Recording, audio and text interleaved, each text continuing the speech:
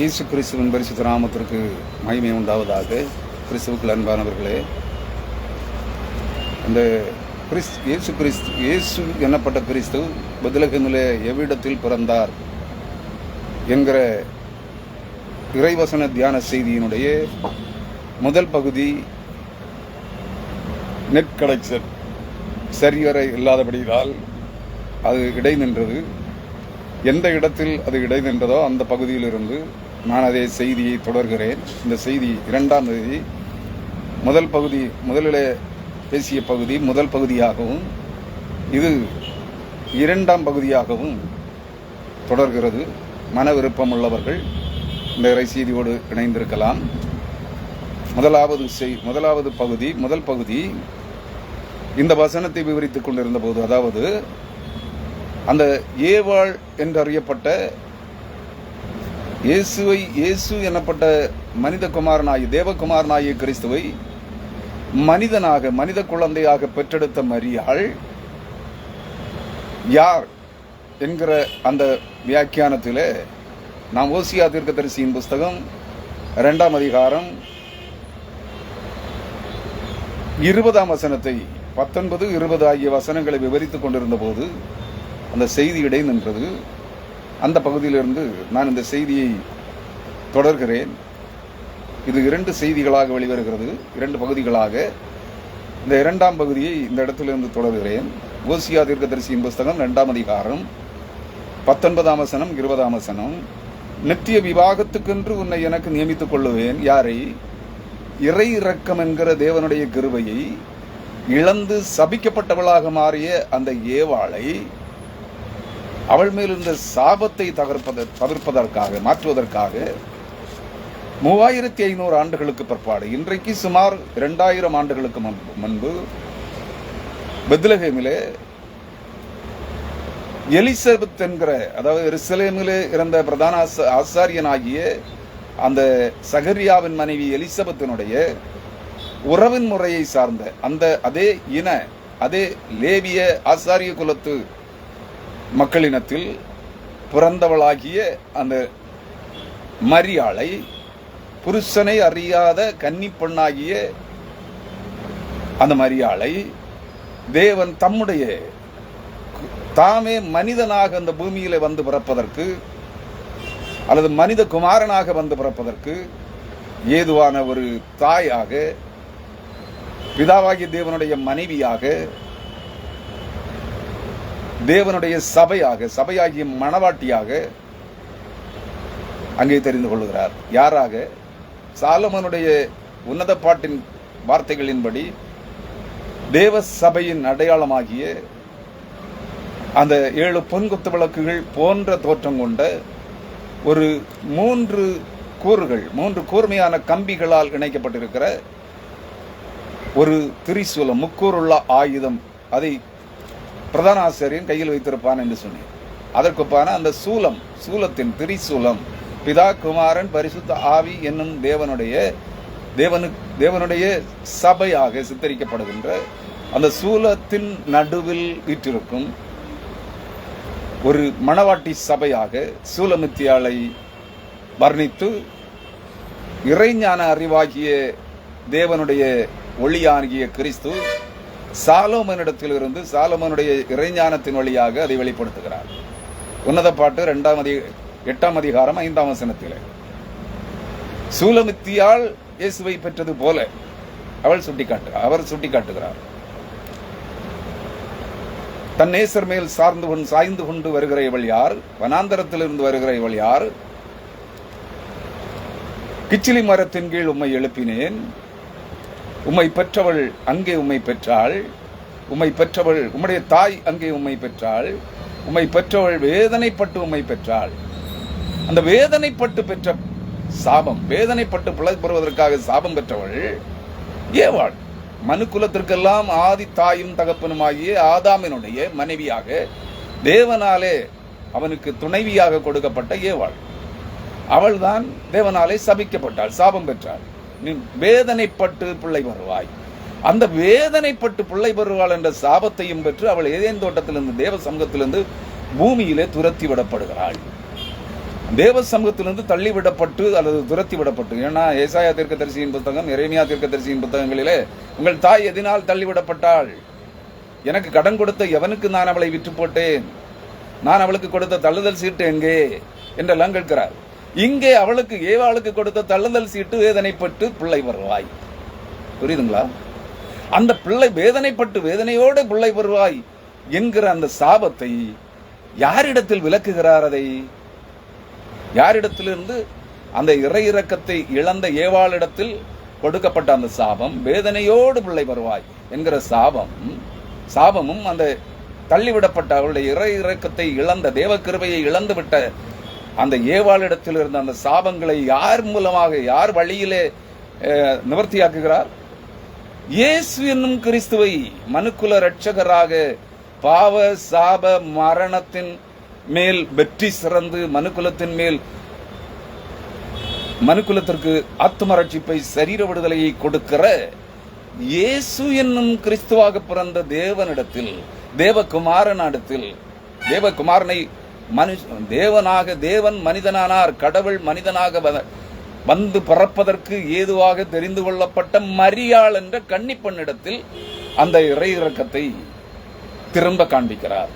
ஏவாளுக்கு கொடுக்கப்பட்ட சாபமும், அவளுக்கு தள்ளுண்டவள் என்று பெயரிடப்பட்ட அந்த சாபமும், வேதனையோடு பிள்ளை வருவாய் என்ற சாபமும், தேவ சமூகமாகிய ஏதேன் தோட்டத்திலிருந்து பூமியிலே வெளியிலே தள்ளிவிடப்பட்ட அந்த சாபமும் இந்த யாரிடத்தில்? மரியாளிடத்தில், இயேசுவை மகனாக பெற்றெடுத்த மரியாளிடத்தில் அது விலக்கப்படுகிறது என்பதை நாம் சிந்தித்துக் கொண்டிருந்தோம். அதை குறித்து யோவான் லூக்கா 1ஆம் அதிகாரத்திலே கபிரியேல் தூதன்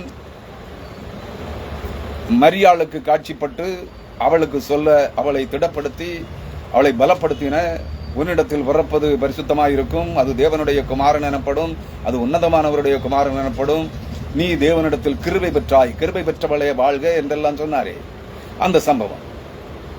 ஏவாளுக்கு கொடுக்கப்பட்ட ஆதி பெண்ணாகிய, பூமியின் மனுக்குலத்திற்கெல்லாம் ஆதி தாயாகிய ஏவாளுக்கு கொடுக்கப்பட்ட சாபம், அந்த தள்ளுண்டவள், இறை இரக்கத்தை இழந்தவள் என்கிற அந்த சாபங்கள் அனைத்தும் மரியாளிடத்தில் விலக்கப்படுகிறது.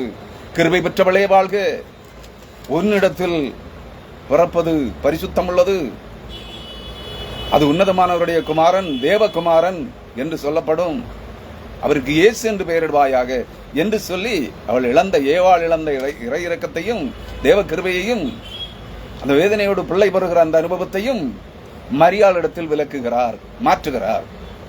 அதற்காக ஓசியா 2ஆம் அதிகாரத்திலே அவர் இன்றைக்கு சுமார் 2500 ஆண்டுகளுக்கு முன்பு ஓசியா தீர்க்கதரிசியின் மூலமாக இது முன்னுரைத்து வைத்திருக்கிறார். அதைத்தான் ஓசியா 2ஆம் அதிகாரம் 19-20 ஆகிய வசனங்களிலே நாம் பார்த்தோம். முதல் பகுதியிலே பார்த்தோம்.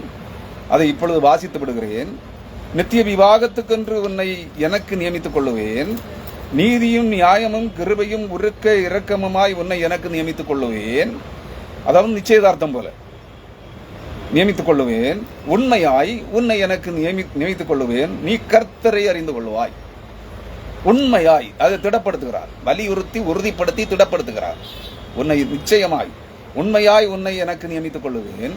அப்போது நீ கர்த்தரை, உன் புருஷனை, உன் உண்மையான கணவனை, உன் உண்மையான நிஜமான புருஷனை நீ அறிந்து கொள்வாய். அதாவது உடல் ரீதியாக, உணர்வு ரீதியாக, உள்ளபூர்வமாக, மன ரீதியாக, ஆவிக்குரிய நிலையில் நீ உன் கணவனை, உன் புருஷனை, உன் கர்த்தரை அறிந்து கொள்வாய்.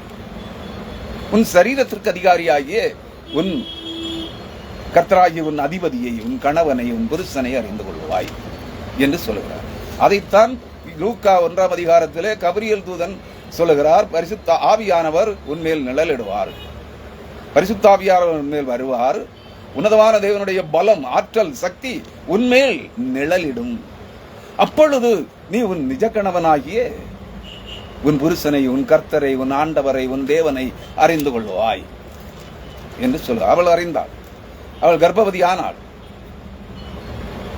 கிறிஸ்துவுக்குள் அருமையானவர்களை, எங்கே சொல்லுகிறார்? இன்னும் ஒரு வசனம் ஓசியாவில் இருக்கிறது, 23ஆம் வசனம்.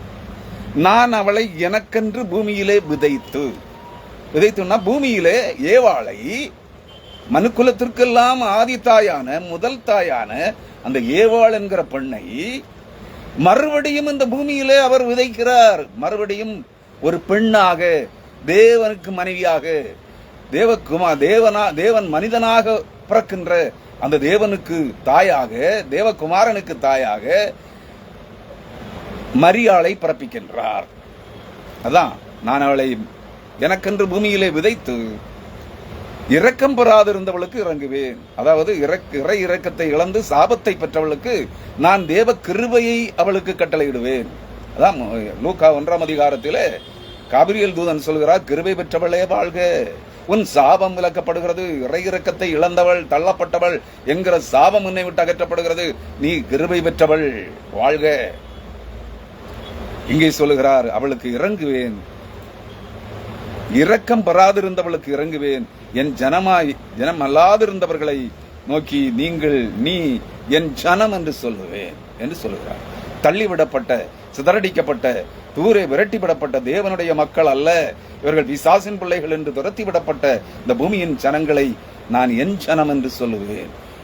தேவனே, நித்திய பிதாவும் சர்வ வல்லமையும் உள்ள தேவனாகிய கர்த்தர் தாமே ஆச்சரியமானவராய், அதிசயமானவராய், மனிதனாக பிறந்து வருகின்ற அந்த தேவகுமாரனாகிய தேவனே, மெய்யான தேவனே, தேவன் என்றும் கிறிஸ்து என்றும் மேசியா என்றும் இயேசு என்றும் யார் விசுவாசிக்கிறார்களோ அவர்கள் அனைவரும் என்னை ஏற்றுக்கொள்ளுகிற, இயேசு கிறிஸ்துவை ஏற்றுக்கொள்ளுகிற அனைவரும், ஏற்றுக்கொண்டு விசுவாசிக்கிற அனைவரும் அவருடைய ஜனங்கள் என்று சொல்லப்படுவார்கள் என்று சொல்லுகிறார். கிறிஸ்துவுக்குள் அருமையானவர்களே, இங்கு நான் மீண்டும் இயேசு கிறிஸ்து உன்னத பாட்டு 8ஆம் அதிகாரம் 5ஆம் வசனத்திற்கு வருகிறேன். அங்கிருந்து தான் இங்கே வந்தேன், இங்கிருந்து அங்கே செல்கிறேன். உன்னத பாட்டு 8ஆம் அதிகாரம் 5ஆம் வசனம். அங்கே என்ன சொல்லுகிறார்?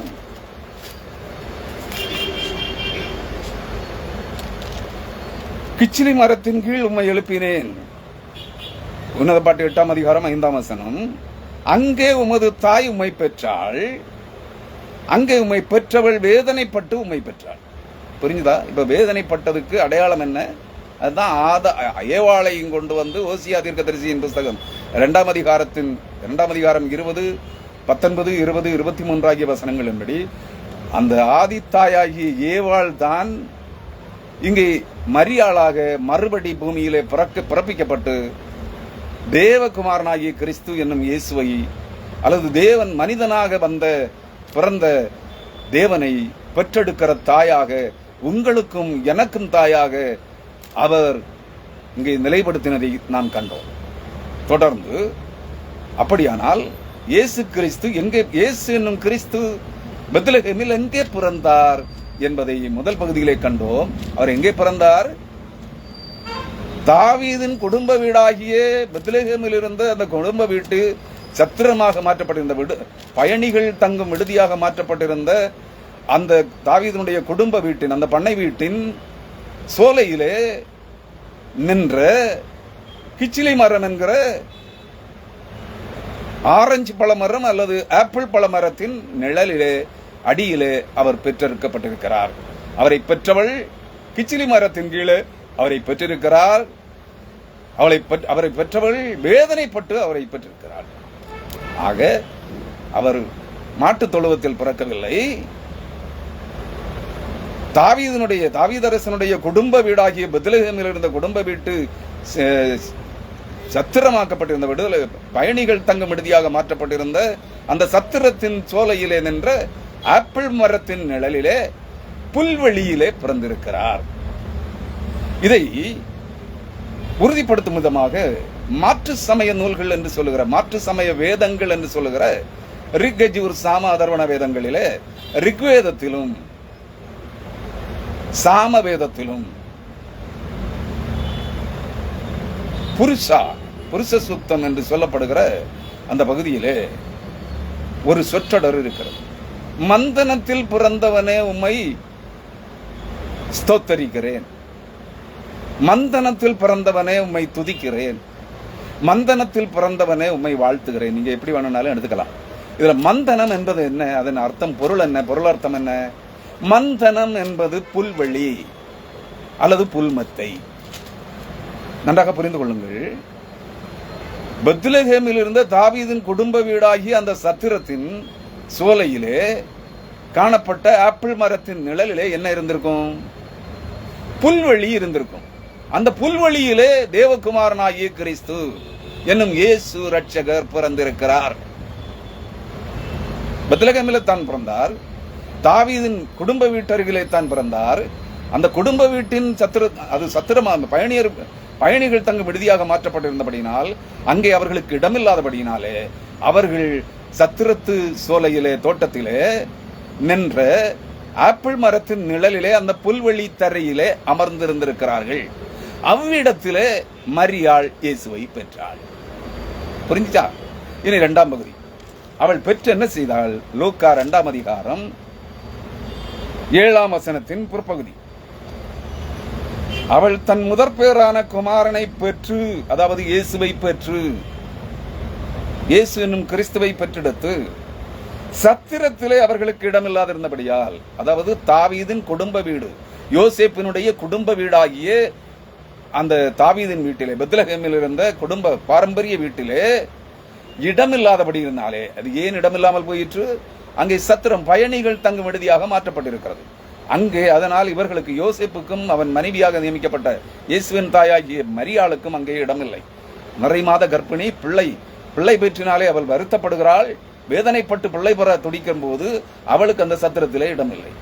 அதனாலே அவள் ஆப்பிள் மரத்தின் சத்திரத்து சோலையிலே நின்ற ஆப்பிள் மரத்தின் நிழலிலே இருந்த புல்தரையிலே பிள்ளையை பெற்றெடுக்கிறாள். சத்திரத்திலே அவர்களுக்கு இடமில்லாதிருந்தபடியினாலே பிள்ளையை துணிகளில் சுற்றி. இதில் 2ஆம் பகுதியை நீங்கள் புரிந்து கொள்ள வேண்டும். பிள்ளையை, இயேசுவை என்ன செய்தால்? அன்று அப்பொழுது பிறந்த அந்த இயேசுவை துணிகளிலே சுற்றி. எந்த துணியிலே? நம்முடைய புத்திசாலிகளான கிறிஸ்தவர்கள் பாடுகிறார்கள், பிரசங்கிக்கிறார்கள். சிறு பிள்ளையை கேட்டாலும் சொல்லுகிறது, இயேசு கிறிஸ்துவை கந்தல் துணிகளில், பழைய கிழிந்த கந்தை துணிகளில் சுற்றி மாட்டு தொழுவத்திலே கிடத்தினாள். அப்படியாங்க பைபிள்ல எங்கேயாவது இருக்கா? பைபிள்ல எங்கேயாவது ஒரு இடத்துல இருந்தா காட்டுங்களேன். இயேசு கிறிஸ்துவின் பிறப்பை குறித்த பகுதிகளிலே இயேசு பிறந்த பிள்ளையை மரியாள் துணிகளிலே, கந்தை துணின்னா பழைய துணி, கிழிந்த துணி, கடிசல், அதாவது கந்தலாக கிழிந்து பழையதாய் போன அழுக்கு துணியில் அவரை சுற்றினால் எங்கேயாவது இருக்கா பைபிள்ல? இல்லை. நன்றாக புரிந்து கொள்ளுங்கள் கிறிஸ்துவுக்குள் அருமையானவர்களே. இது மனித கற்பனை, உருட்டு கதை, பாரம்பரிய கட்டுக்கதைகளை பின்பற்றுகிறார்கள் கிறிஸ்தவர்கள். இவர்களெல்லாம் பரிசுத்தவான்களா? இவர்களெல்லாம் உங்களை நல்ல மேய்ச்சலிலே கிறிஸ்துவின் அண்டைக்கு, பரலோகத்திற்கு கொண்டு போவதற்கு உங்களை வழிகாட்டுகிறார்களா? நல்மீட்பர் பிறந்தார் என்று சொல்லுகிறார்கள். நட்சத்திரங்களை அலங்கரித்து கொண்டாடுகிறார்கள். கிறிஸ்துவுக்குள் அருமையானவர்களே, நீங்கள் ஒன்றை புரிந்து கொள்ளுங்கள். அவர் சொல்லுகிறார், பிள்ளையை துணிகளில் சுற்றி.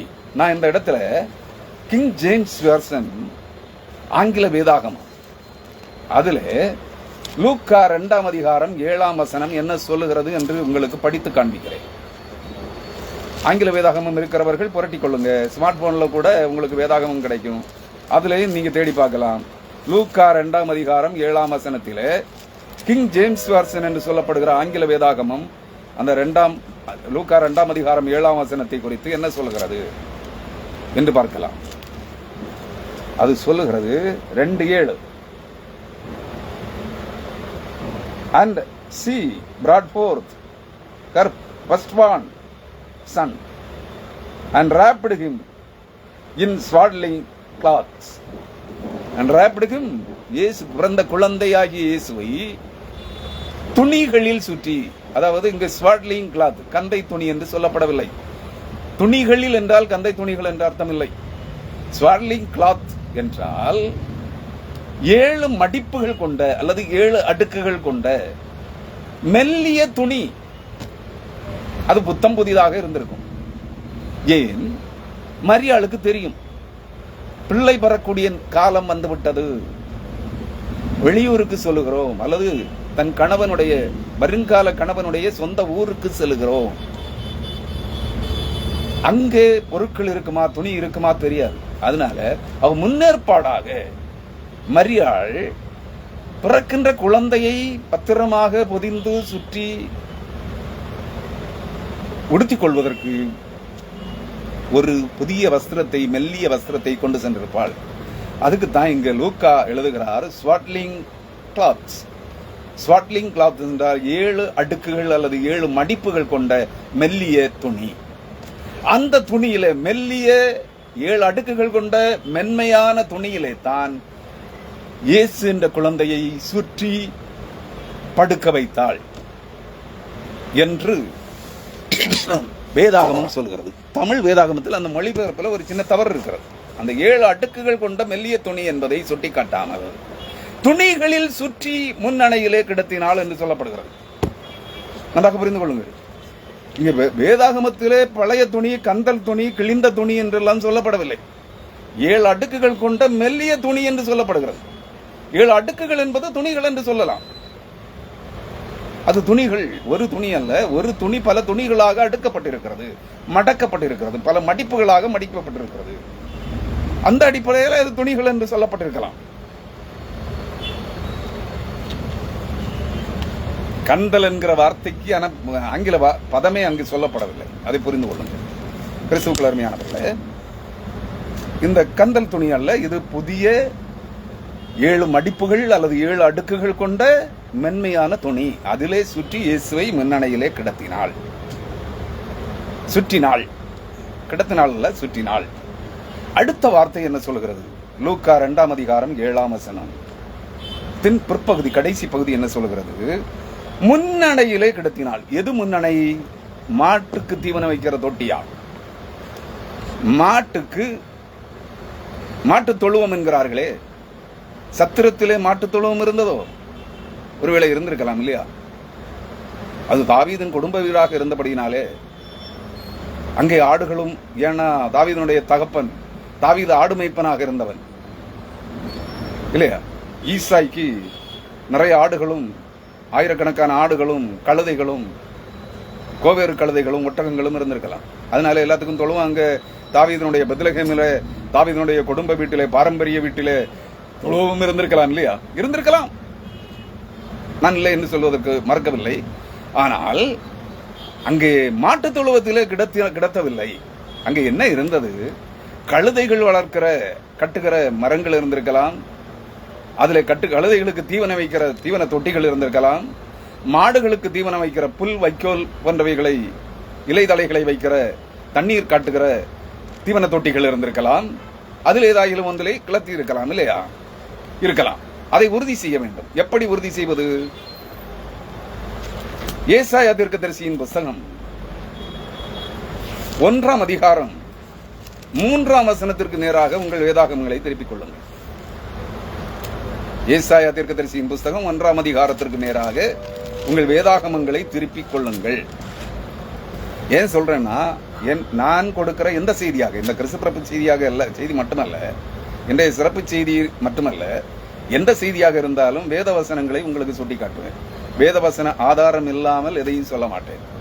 அப்படின்னா நீங்க வேதாகமத்தை புரட்டி பார்க்க வேண்டும். இன்றைய புரட்டு, உருட்டு, கட்டுக்கதை, பாரம்பரிய கதைகளை சொல்லி உருட்டுகிற போதகர்கள், பிரசங்கியார்கள், பாதிரியார்கள், தீர்க்கதரிசிகள், திருக்குத்தரிசிகள், அப்பா தோழர்கள், அப்போஸ்தலர்கள் என்று தங்களை அழைத்துக் கொள்ளுகிற தேவனுடைய மனுஷர்கள், பரிசுத்தவான்கள் உருட்டுகிற இந்த உருட்டுக்கள், இந்த பாரம்பரிய கதைகளை விட்டு விலகுங்கள். வேதவசனம் கற்பிக்கிற சத்தியத்திற்கு நேராக திரும்புங்கள். வசன வெளிச்சத்தில் உலகத்தின் ஒளியாகிய கிறிஸ்து இயேசு என்ற பெயரில் பெத்லகேமில் எங்கே, எப்படி வசன ஆதாரங்களின்படி பிறந்தார் என்பதை நீங்கள் அறிய வேண்டும். வசன ஆதாரங்கள் இல்லாத எந்த உருட்டு கதையையும் கட்டுக்கதைகளையும் நம்பாதிருங்கள். எந்த பாரம்பரிய கதைகளையும், எந்த கம்பி கட்டும் கதைகளையும், கட்டுக்கதைகளையும், புனைவு கதைகளையும் நம்ப வேண்டாம். அவர்கள் வேதாகமத்தை படிக்காதீர்கள் என்பார்கள். நம் புதிய ஏற்பாட்டு கிறிஸ்தவர்கள் நமக்கு புதிய ஏற்பாடு மட்டும் போதும் என்பார்கள். இல்லை, நீங்கள் ஆதியாகமம் முதல் வெளிப்படுத்துதல் வரை, ஆதியாகமம் 1ஆம் அதிகாரம் 1ஆம் வசனத்தினுடைய முதல் எழுத்து முதல் வெளிப்படுத்துதல் 22ஆம் அதிகாரம் கடைசி எழுத்து வரை நீங்கள் கவனமாக மொத்தமாக ஊன்றி படித்து புரிந்து கொண்டு அறிந்து உணர்ந்து அதை தியானித்து ருசித்து அனுபவித்து பார்க்க வேண்டும். அங்கே ஆங்காங்கே வேத வசனங்களில் சத்திய ஞான புதையல்கள், வேத அறிவு புதையல்கள், ரகசிய புதையல்கள், மறைவான சத்தியங்கள், ஆழமான சத்தியங்கள் புதைந்து கிடக்கிறது. இயேசு எங்கே பிறந்தார், எவ்விடத்தில் பிறந்தார், அது வேத வசன வெளிச்சத்திலே கற்றுக்கொள்ளுங்கள். அதற்காக இந்த 3வது பகுதியை நான் உங்களுக்கு, முதலாவது அது இயேசு எவ்விடத்தில் பிறந்தார், மாட்டுத் தொழுவத்தில் அல்ல. கிச்சிலி மரம் என்று சொல்லப்படுகிற ஆப்பிள் அல்லது ஆரஞ்சு மரத்தின் நிழலில் அடியில் இருந்த புல்வெளி தரையில் நிழலில் பிறந்தார். மாட்டுத் தொழுவத்தில் பிறக்கவில்லை, சத்திரத்தில் பிறக்கவில்லை, யோசேப்பின் வீட்டில் பிறக்கவில்லை, தாவீதுடைய அரண்மனையில் பிறக்கவில்லை. புரியுதா? 2வது, கந்தல் துணி, கிழிசல் ஆடைகளில், கிழிந்த அழுக்கு துணிகளில், கந்தலாய் கிழிந்த அழுக்கு துணிகளில், பழைய துணியில், கிழிந்த கிழிசல் ஆடைகளில் அவர் இயேசு சுற்றப்படவில்லை. அவர் புதிய 7 மடிப்புகள் கொண்ட மெல்லிய துணியில் சுற்றப்பட்டார். 3வது, அவர் மாட்டுத் தொழுவத்தில் பிறக்கவில்லை. மாடு தீவனம் தின்னு, ஆடு அல்லது மாடு தீவனம் தின்னுகிற தீவன தொட்டியில் கிடத்தப்படவில்லை. எங்கே கிடத்தப்பட்டார்? அவர் முன்னணையில் தான் கிடத்தப்பட்டார். முன்னணை தீவன தொட்டி. முன்னணை என்பது மாட்டுக்கும் ஆட்டுக்கும் அது நிக்கிற முகத்துக்கு, அதுக்கு முகத்துக்கு முன்னால தானே தீவனத்தை வைப்பார்கள் தானே, அதான் முன்னணை.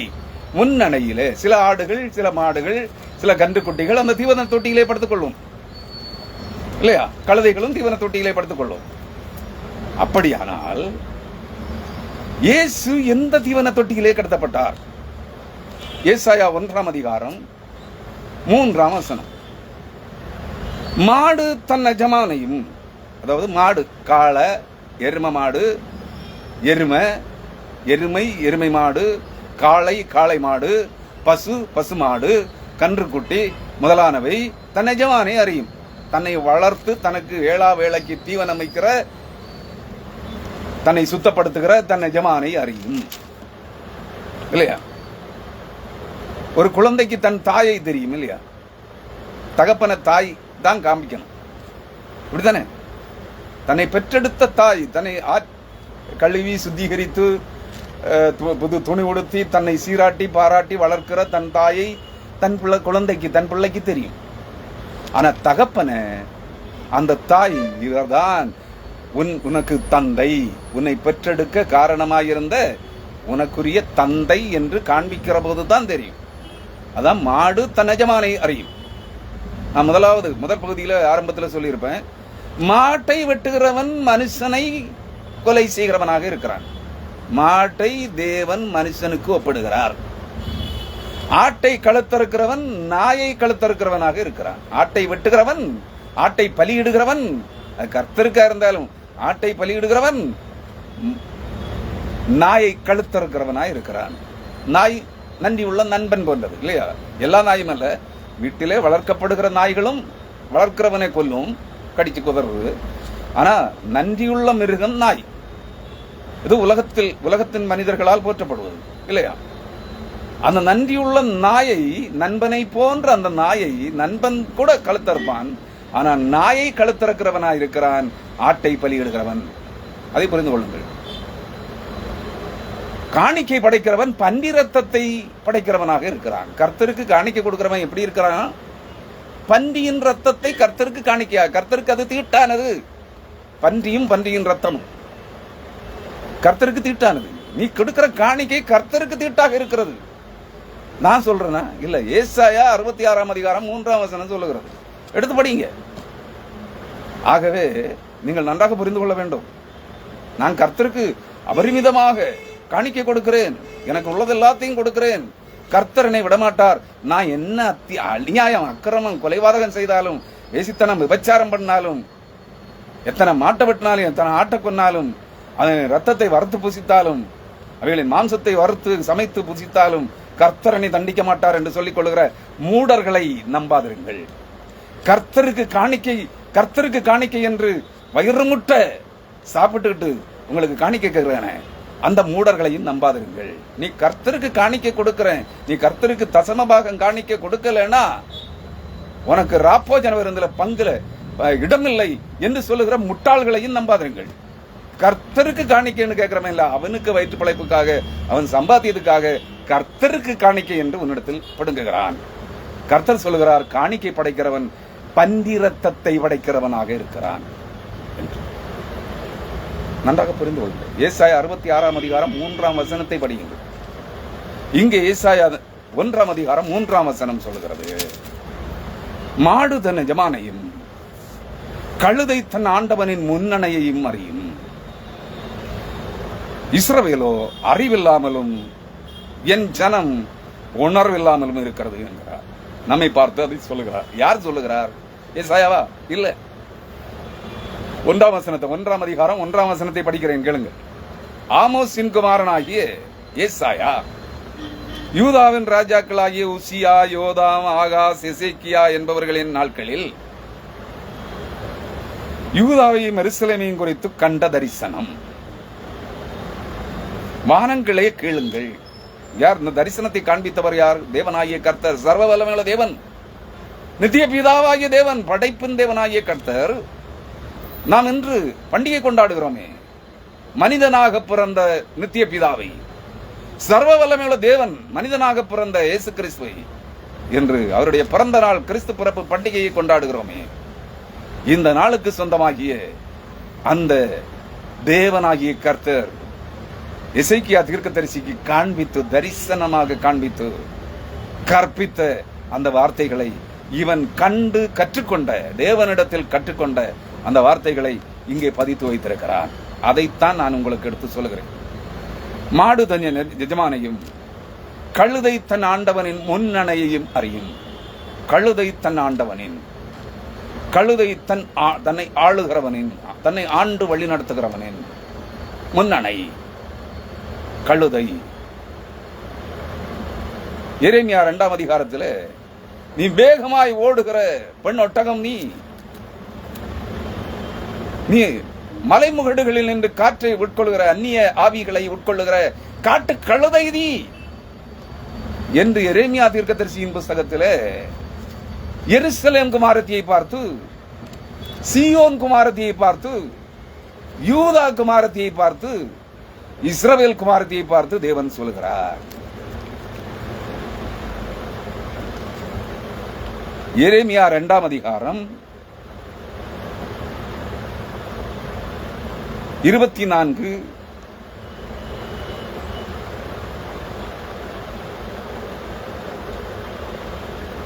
24 வசனம்.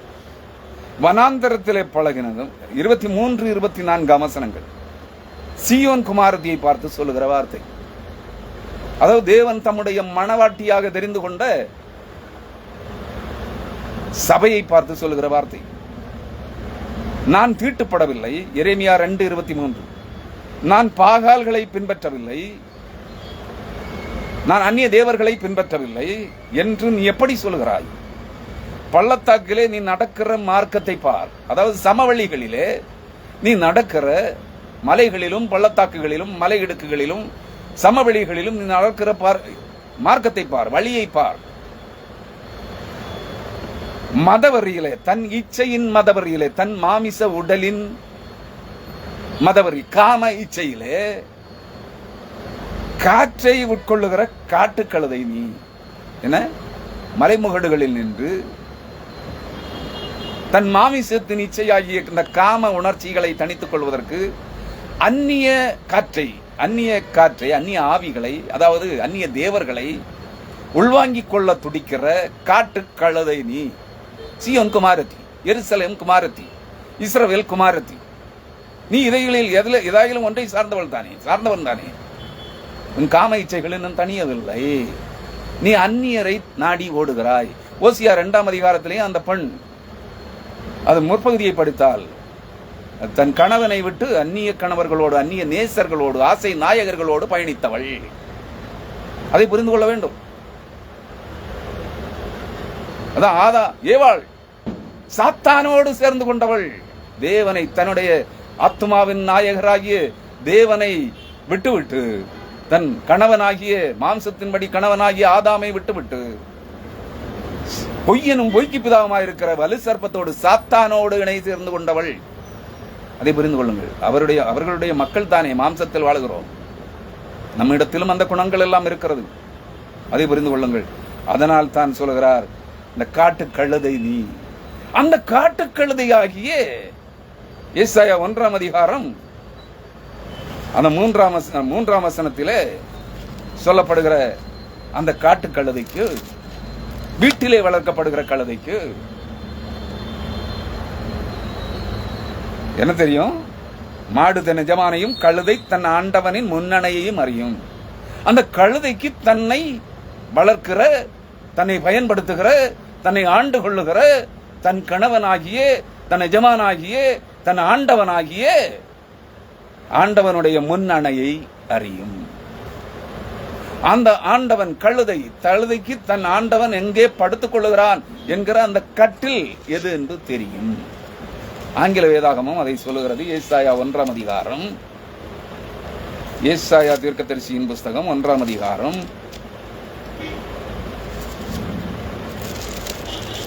3ஆம் வசனம் சொல்லுகிறது. படிக்கிறேன், கேளுங்கள்.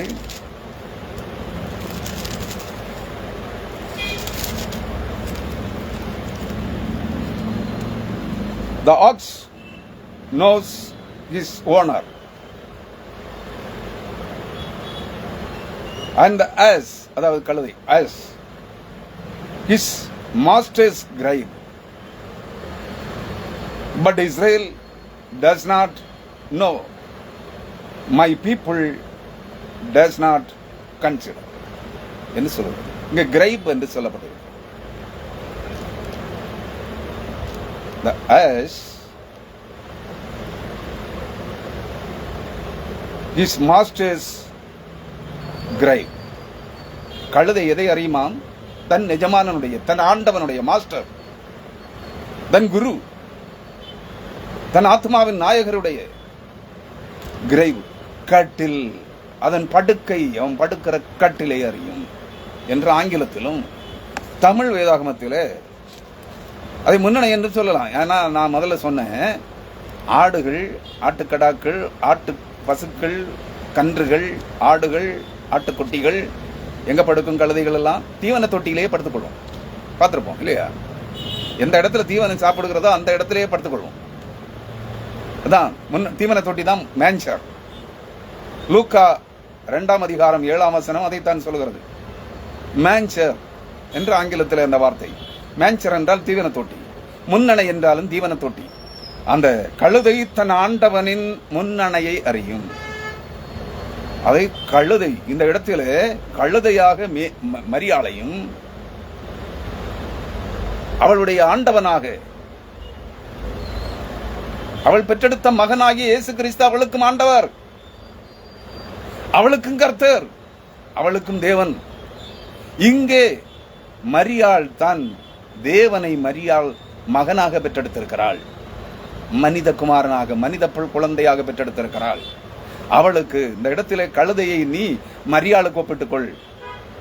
எரேமியா தீர்க்கதரிசியின் புஸ்தகம் 2ஆம் அதிகாரத்தின் 23ஆம் வசனத்தின்படி, உயர்ந்த மேடுகளில் நின்று தன் இச்சையின் மதவரி, மதவரி என்றால் காமவரி, யானைக்கு காமம் வந்தால் வரி, மதவரி, யானைக்கு வருகிற வெறி காமம், யானைக்கு மதம் பிடிச்சிருக்கும். மதம் என்பது காமம். அது நீங்க எந்த மதமாக இருந்தாலும் சரி, இங்க கிறிஸ்தவர்களும் கிறிஸ்தவ மதவரியர்களாக இருக்கிறார்கள். வெறும் வெளிவேடம். எல்லா சமயத்தினரும், எல்லா மதங்களும் மதவரி, காம இச்சையின் வெறி, கொலைபாதக வெறி பிடித்தவர்களாக இருக்கிறார்கள். கிறிஸ்தவர்கள் விதிவிலக்கல்ல. கிறிஸ்தவர்கள் பெரும்பான்மையார் 198 விழுக்காடு கிறிஸ்தவ போதகர்களும் கிறிஸ்தவர்களும் காணிக்கை வெறி பிடித்தவர்களாய், பணம் பணம் பணம் பணம், காணிக்கை பணம் வசூலிப்பதிலே வெறி பிடித்தவர்களாய் இருக்கிறார்கள். இது ஒரு வகையான காம வெறி தானே, மத வெறி தானே, இல்லையோ? புரிந்து கொள்ளுங்கள் கிறிஸ்துவுக்குள் அருமையானவர்களை. அவர் சொல்லுகிறார், கழுதை தன் ஆண்டவனின் முன்னணையை அறியும். ஆண்டவன் எந்த இடத்திலே படுத்துக் கொள்ளுவார், அவருடைய கட்டில் எது, தனக்கு தீவனம் வைக்கிற இடம் அது. எனக்கு கழுதை தனக்கு தன்னை ஆண்டு நடத்துகிறவன், ஆண்டு கொள்ளுகிறவன், தன்னை வளர்க்கிறவன், தன்னை பிற வேலைகளுக்கு பயன்படுத்துகிறவன், தன்னை சுமந்து செல்வதற்கு பயன்படுத்துகிறவன் தனக்கு எங்கே தீவனம் வைப்பான், உணவு பரிமாறுவான், உணவு வைப்பான் என்கிற அந்த முன்னணையை, ஆண்டவனுடைய முன்னணி. அவன் எங்க சாப்பிடுவான், எங்க உறங்குவான், தனக்கு எங்க சாப்பாடு வைப்பான்னு அதுக்கு கழுதைக்கு தெரியும். அப்போ மரியாள் குழந்தையை லூக்கா 2ஆம் அதிகாரம் 7ஆம் வசனத்தின்படி இயேசுவாகிய குழந்தையை பெற்று கந்தல் துணிகளில் அல்ல, கிழிசல் துணி ஆடைகளில் அல்ல, புத்தம் புதிய 7 அடுக்குகள் கொண்ட மெல்லிய துணியில் சுற்றி முன்னணையில் கிடத்தினாள். எந்த முன்னணையில் கிடத்தினாள்? சத்திரத்து சோலையிலே கட்டி வைக்கப்படுகிற மிருகங்கள். அது பசுவும் காளையுமா, கன்றுக்குட்டியா, ஆடா? இல்லை. பயணிகள் தங்கும் விடுதியாகிய அந்த சத்திரத்துக்கு எல்லா இடங்களிலிருந்தும், பல்வேறு இடங்களிலிருந்து பயணித்து வருகிறவர்கள் கழுதைகளிலே, கோவேறு கழுதைகளிலே, குதிரைகளிலே, ஒட்டகங்களிலே தான் பயணிப்பார்கள். அந்த மிருகங்களை கட்டி வைக்கிற மரத்தடிகள், அவைகளுக்கு உணவு, புல், வைக்கோல் போன்ற உணவுப் பொருட்களை தண்ணீர் காட்டுகிற தீவன தொட்டிகள். அந்த மரத்தடிகளில் எந்த மரங்களின் கீழ் இந்த மிருகங்கள் கட்டி வைக்கப்படுகிறதோ அந்த மிருகங்களுக்கு, அந்தந்த மிருகங்களுக்குரிய தீவன தொட்டியும் அந்த மரத்தடியிலே, அந்த மரத்தின் அடிப்பகுதியிலே தான் இருக்கும். ஆகவே இயேசு கிறிஸ்துவை உன்னத பாட்டு 8ஆம் அதிகாரம் 5ஆம் வசனத்தின்படி இயேசுவை பெற்றெடுத்த தாய் என்று வர்ணிக்கப்படுகிற சூலமித்தியாள் இங்கே ஓசியா 2ஆம் அதிகாரத்திலே சுட்டிக்காட்டப்பட்டிருக்கிற நான் உன்னை எனக்கென்று நியமித்து பூமியிலே விதைத்து, அதாவது மரியாள், ஏவாளை மரியாளாக பிறப்பித்து, அந்த ஏவாளின் வயிற்றிலே ஒரு பரிசுத்தாவியானவரால் உருவாக்கப்பட்ட இயேசு என்னும் குழந்தையை, அந்த தேவ குழந்தை, அந்த தேவகுமாரனை அல்லது தேவனாகிய குழந்தையை சத்திரத்து பெத்லகேமில் இருந்த அந்த சத்திரத்தின் நிழலிலே, சோலையிலே நின்ற ஆப்பிள் மரத்தின் அல்லது ஆரஞ்சு பழ மரத்தின் அடியிலே இருந்த புல்வெளி நிழலிலே, மரத்தின் நிழல் அடியிலே அல்லது அது இருந்த புல்வெளியிலே மரியாள் இயேசுவாகிய குழந்தையை பெற்று அதை தான் கொண்டு சென்றிருந்த 7 மடிப்புகள் அல்லது 7 அடுக்குகள் கொண்ட மெல்லிய துணியிலே சுற்றி அந்த மரத்தின் அடியிலே தான் எந்த இடத்தில் பிள்ளையை பெற்றெடுத்தாலோ அந்த இடத்தில் அது கழுதையை கட்டுகிற, கழுதைக்கு தீவனம் வைக்கிற இடமாக இருந்தது.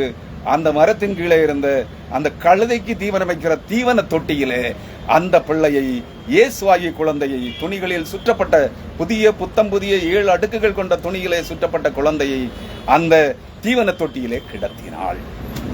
வேதாகமத்தில் இன்றைய கிறிஸ்தவம் சொல்லுகிறபடி மாட்டுத் தொழுவத்தில் புல்லணையிலோ முன்னணையிலோ தீவன தொட்டியிலோ அவள் கிடத்தப்படவில்லை, குழந்தை கிடத்தப்படவில்லை என்பதை புரிந்து கொள்ளுங்கள். இந்த கதைகள் எல்லாம் கட்டுக்கதைகள், கற்பனை கதைகள், மனதின் தோற்றங்கள், மனதின் எண்ணங்களை இதுதான் சத்தியம் என்று போதிக்கிற இன்றைய கிறிஸ்தவ போதகர்களையோ, கிறிஸ்தவ அப்போஸ்தலர்களையோ, கிறிஸ்தவ தீர்க்கதரிசிகளையோ, கிறிஸ்தவ பிரசங்கியார்களையோ, கிறிஸ்தவ மனிதர்களையோ நீங்கள் நம்பாதிருங்கள். இவைகள் எல்லாம் கட்டுக்கதைகள். வேதம், இயேசு கிறிஸ்து இதெல்லாம் தெளிவாக சொல்லுகிறது. வேதம் நீங்கள் தேடி ஆராய்ந்து படிக்க வேண்டும். வேதத்தின் ஆழமான சத்தியங்களை, மறைவான ரகசியங்களை இங்கே புதையலாக வேத வசனங்களுக்குள்ளே வைத்திருக்கிறார் தேவனுடைய ஆவியானவர். தீர்க்க தரிசனங்களின் வாயிலாக, வரலாற்றின் வாயிலாக நீங்கள் அதை கண்டுகொள்ள முடியும். அதை புரிந்து கொள்ள வேண்டும். இன்னும் ஒரு காரியத்தை சொல்லி செய்தியை முடிவுக்கு கொண்டு வருகிறேன். என்ன? நட்சத்திரம். இந்த நட்சத்திரத்தை அறிந்தவர்கள் யார்? கிழக்கிலே தோன்றிய நட்சத்திரம். மத்தேயு 2ஆம் அதிகாரத்திலே இருக்கும் இல்லையா? அந்த கிழக்கிலே தோன்றிய நட்சத்திரம். கிழக்கு இது சிதறடிக்கப்பட்ட யூத இஸ்ரவேலர்கள் கடந்த 2700 ஆண்டுகளாக உலகத்தின் பல்வேறு நாடுகளிலே சிதறி வாழ்ந்து கொண்டிருக்கிறார்கள். எல்லோரும் யூதருக்கு ராஜாவாக மேசியா பிறப்பார் என்று எதிர்பார்த்திருந்தவர்கள். இந்த எதிர்பார்ப்பை அவர்களுக்கு கொடுத்தவன் யார்? முதலாவது மோசே. உபாகமம் 18ஆம் அதிகாரம் 18ஆம் வசனத்திலே இருக்கிறது, படித்து பாருங்கள். உன்னை போல் ஒரு தேவனாகிய கர்த்தர் அவனிடத்திலே மோசேயினிடத்திலே சொல்கிறார். மோசே எகிப்திலே அடிமைப்பட்டிருந்த 430 ஆண்டுகள் அடிமைகளாக இருந்த இஸ்ரவேல் ஜனங்களை மீட்டு ரட்சித்து வாக்குத்தத்த தேசமாகிய கானான் தேசத்திற்கு வழிநடத்தி கொண்டு வந்தவன். அவன் இஸ்ரவேல் ஜனங்களுக்கு இரட்சகராக இருந்தான். அந்த இரட்சகனாகிய மோசே சொல்லுகிறான், உன்னை போல், மோசேயினிடத்திலே கர்த்தர் சொல்லுகிறார், உன்னை போல் ஒரு தீர்க்கதரிசியை அவர்கள் சகோதரர்களிடத்திலிருந்து எழும்ப பண்ணி அவருடைய வாயிலே என் வார்த்தைகளை வைப்பேன், அதை அவர் அவர்களுக்கு கற்றுக் கொடுப்பார். எவர்? அவர்தான் இயேசு. இயேசுவின் பிறப்பை பற்றி மோசே உபாகமம் 18ஆம் அதிகாரம் 18ஆம் வசனத்திலே கூறி அறிவித்திருக்கிறார். அவர் சாத்தானுக்கும் சொன்னார். ஆதியாகமம் 3ஆம் அதிகாரத்திலே, சாத்தானே, நீ இதை செய்தபடியால் உன் வித்துக்கும் அவள் வித்துக்கும் பகை உண்டாக்குவேன். அவர் உன் தலையை நசுக்குவார், நீ அவர் குதிகாலை நசுக்குவாய் என்று சாத்தானிடத்திலும் ஏவாளிடத்திலும் சொன்னார். பிற்பாடு மோசே இஸ்ரவேலருக்கு இரட்சகனாக அனுப்பப்பட்ட எகிப்து அடிமைத்தனத்திலிருந்து இஸ்ரவேல் ஜனங்களை மீட்டு விடுதலையாக்கி கானான் தேசத்திற்கு நேராய் வழிநடத்தி வந்த மோசேயினிடத்திலே சொன்னார், உன்னை போல் ஒரு இரட்சகனை, உன்னை போல் ஒரு தீர்க்கதரிசியை அவர்கள் சகோதரர் நடுவில் எழும்ப பண்ணி அவருடைய வாயிலே என் வார்த்தைகளை அருளுவேன், அதை அவர் அவர்களுக்கு கற்பிப்பார். மோசே சொன்னார். பிற்பாடு எண்ணாகமம் 24ஆம் அதிகாரத்திலே, அதுவும் 24ஆம் வசனம் நினைக்கிறேன், வேணும் நான் வாசிக்கிறேன். பிலேயாம் தீர்க்கதரிசி இஸ்ரவேல் ஜனங்களை வழி தப்பி திரிய பண்ணின பிலேயாம் தீர்க்கதரிசியினத்திலே அவனை கொண்டு தேவனாகிய கர்த்தர் சொன்னார்.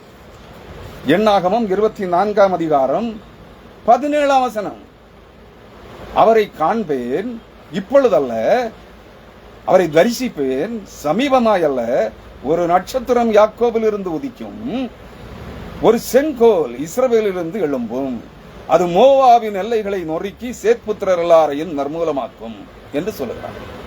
இந்த நட்சத்திரம் உதிக்கும் என்பதை சொன்னவன் இந்த பிலேயாம் தீர்க்கதரிசி. இவன் ஒரு கள்ள தீர்க்கதரிசி, வேத புரட்டன், தேவனுடைய வார்த்தைகளை புரட்டுகிறவன். ஆனால் இந்த வார்த்தைகளை கண் திறக்கப்பட்டவனாகிய அவன் தேவன் அருளிய தரிசனத்தை கண்டு இந்த காட்சியை சொல்லுகிறான். தேவன் அருளிய ஞானத்தினால் அதை சொல்லுகிறான். அவரை காண்பேன். எவரை?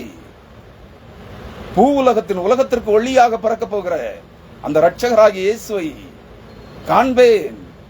சமீபமாய் அல்ல, வெகு அருகாமையில் அல்ல, வெகு சுலபத்தில் காண முடியாது, பக்கத்தில் இல்ல, சமீபமாய் அல்ல, ஒரு நட்சத்திரம் யாக்கோபில் இருந்து உதிக்கும். யாக்கோபின் ஜனங்கள், இஸ்ரவேல் எனும் பெயர் பெற்ற ஜனங்கள், தெரிந்து கொள்ளப்பட்ட இறைமக்கள் கூட்டம் உலகமெங்கும் இந்தியா உட்பட சிதறி இருந்தார்கள். 2700 ஆண்டுகளுக்கு முன்பு இன்று வரை இருக்கிறார்கள், இன்னமும் இருக்கிறார்கள். உங்களுக்கு நமக்கு தெரியாது. கிறிஸ்துவுக்குள் அருமையானவர்களே, அவர்களில் ஒருவர் கிழக்கிலே தோன்றிய நட்சத்திரத்தை கண்டார்கள். மத்தேயு அதை ஒருவர் என்று சொல்லவில்லை, சிலர் என்று சொல்லுகிறார்.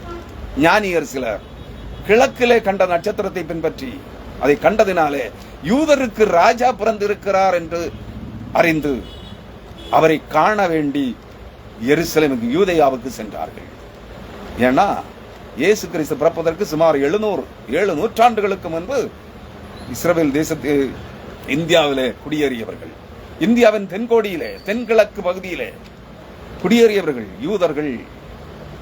நீங்கள் புரிந்து கொள்ள வேண்டும், இயேசு கிறிஸ்து பிறந்த காலத்தில் இன்றைய தமிழகத்தின் தென்கோடி கன்னியாகுமரி மாவட்டத்திலே, இன்றைய கன்னியாகுமரி மாவட்டம், இன்றைய வேணாட்டிலே திருவிதாங்கோடு, சேர மன்னர்கள் ஆட்சி செய்து வந்த திருவிதாங்கோடிலே 72 யூத குடும்பங்கள் இருந்திருக்கிறது.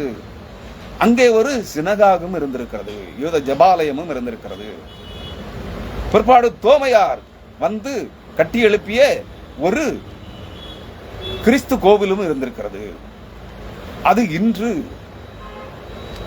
திருவிதாங்கோட்டு மன்னர்களுடைய ஆட்சியின் காலத்தில் சிறிய கிறிஸ்தவர்களால், அதாவது கேரளாவில் இருக்கிற சிரியானி கிறிஸ்தவர்களால் அது தங்களுடையதாக கையகப்படுத்தப்பட்டு,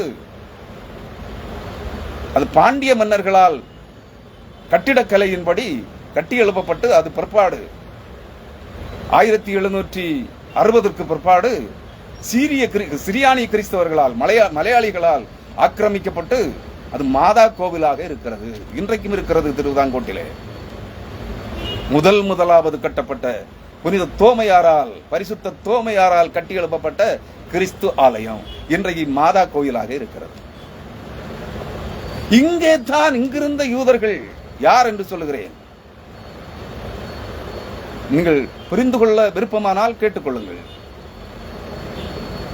பழனி முருகன் கோயிலிலே, பழனிமலை முருகன் கோவிலிலே ஒரு சுவர் ஓவியமும் அதை சார்ந்த ஒரு கல்வெட்டும் அதை சார்ந்த எழுத்து வடிவங்களும் எழுத்துக்களும் அங்கே பொறிக்கப்பட்டிருக்கிறது. கோரக்கர், போகர் முதலானவர்கள்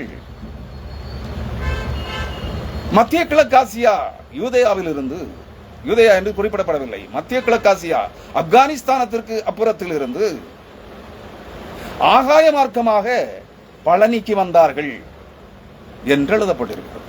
யாரெல்லாம்? கோரக்கரும் போகரும். இவர்கள் சித்தர்கள். அகத்திய மாமுனிவருடைய குருமுனி அகத்தியர், அகத்தியர்கள் 4 பேர் உண்டு. அதுல முதலாம் அகத்தியர் குருமுனி அகத்தியர். அவர் வேதாகமத்தின்படி எரேமியா தீர்க்கதரிசி என்று அறியப்படுகிறது. நீங்கள் புரிந்து கொள்ள வேண்டும், அகத்தியர் என்கிற பெயர் தமிழுக்குரியதல்ல. அகஸ்டஸ், அகஸ்டஸ் சீசர், அகத்தியர் என்கிற பெயர்கள் எல்லாம் மத்திய கிழக்காசியாவிலே வழங்கப்பட்டு வந்த பெயர்கள். எரேமியா தீர்க்கதரிசி இங்கு வந்து தமிழ் கற்று பாண்டிய மன்னனுக்கு தமிழ் கற்பித்தார் என்று எழுதப்படுகிறது. எந்த தமிழ் பாண்டிய மன்னனுக்கு?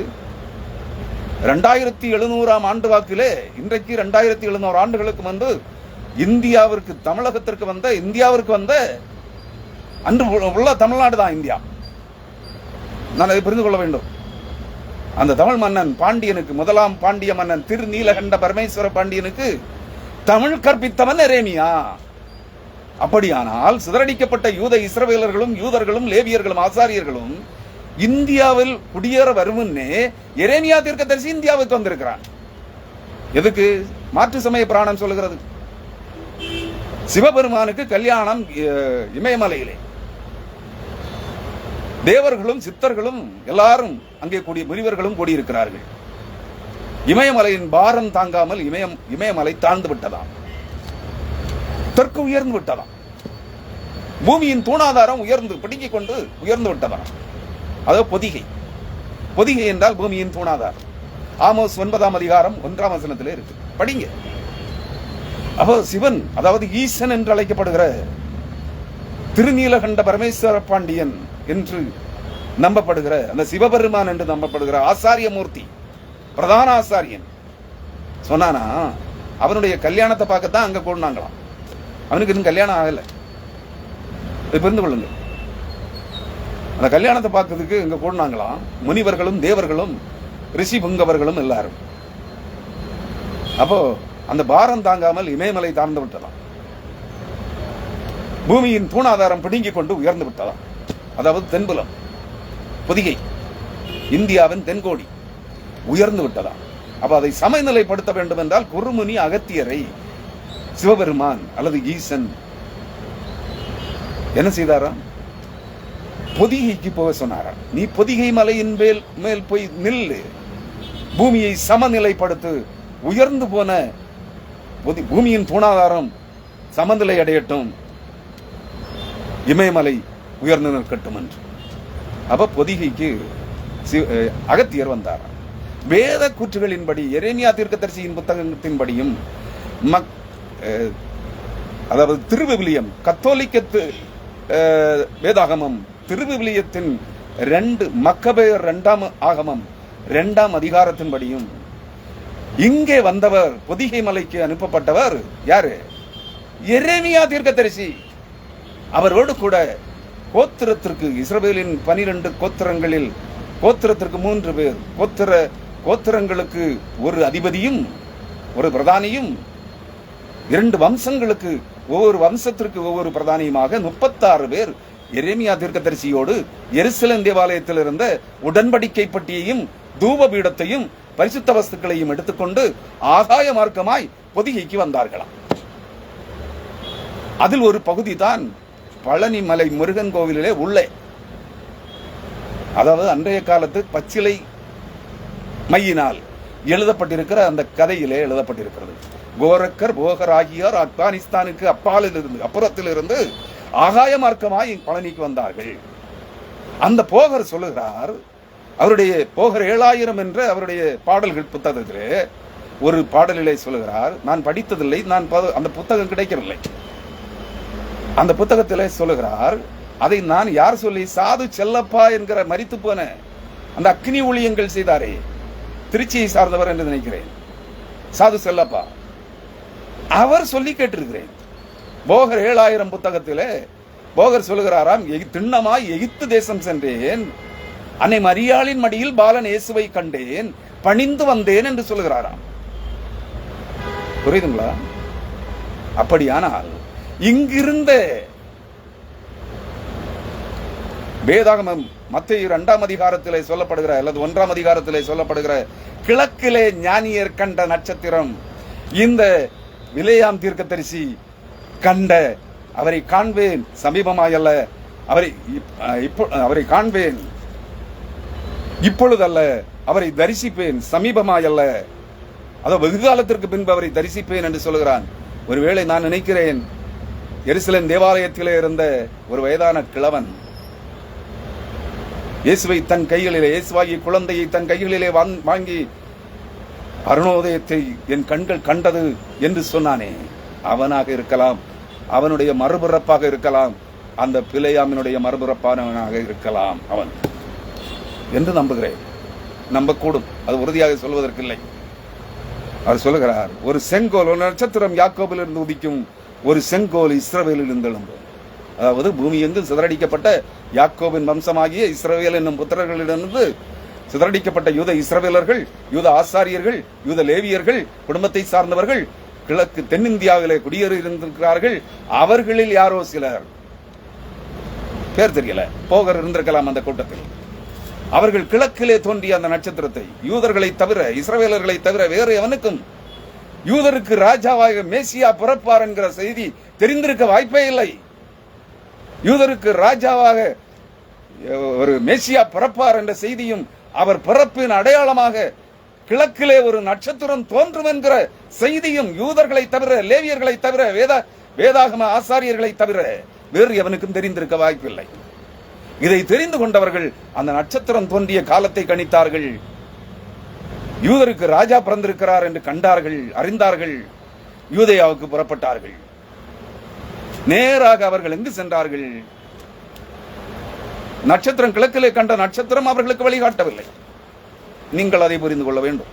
இதுவும் இங்கே சொல்லப்படுகிற கற்பனை கட்டுக்கதைகளில் ஒன்று. நட்சத்திரம், கிழக்கிலே தோன்றிய நட்சத்திரம் அவர்களுக்கு யூதேயாவுக்கு போகும் வரை வழிகாட்டவில்லை, அவர்களுக்கு முன்னே செல்லவில்லை. காரணம் வேதம் சொல்லுகிறது. மத்தேயு 2ஆம் அதிகாரம் 2ஆம் வசனம், யூதருக்கு ராஜாவாக பிறந்திருக்கிறவர் எங்கே? கிழக்கிலே அவருடைய நட்சத்திரத்தை கண்டு அவரை பணிந்து கொள்ள வந்தோம் என்றார்கள். நட்சத்திரம் வழிகாட்டிட்டு என்று சொல்லவில்லை. கிழக்கிலே அவருடைய நட்சத்திரத்தை கண்டோம். எந்த நட்சத்திரம்? பிலேயாம் தீர்க்கதரிசி எண்ணாகமம் 24ஆம் அதிகாரம் 17ஆம் வசனத்திலே சுட்டிக்காட்டுகின்ற கிழக்கிலே தோன்றுகிற இஸ்ரவேலிருந்து, யாக்கோபிலிருந்து ஒரு நட்சத்திரம் உதிக்கும். அந்த நட்சத்திரத்தை கண்டார்கள். அது இயேசுவின் நட்சத்திரம், அது கிறிஸ்துவின் நட்சத்திரம். உலகத்திற்கு ஒளியாக தோன்றிய கிறிஸ்து உலகத்தின் ஒளியாக தோன்றினார், இயேசு என்னும் மனிதகுமாரனாக தோன்றினார் என்கிற அந்த நட்சத்திரத்தை அவர்கள் கண்டார்கள். அங்கே யூதேயாவுக்கு பயணித்தார்கள்.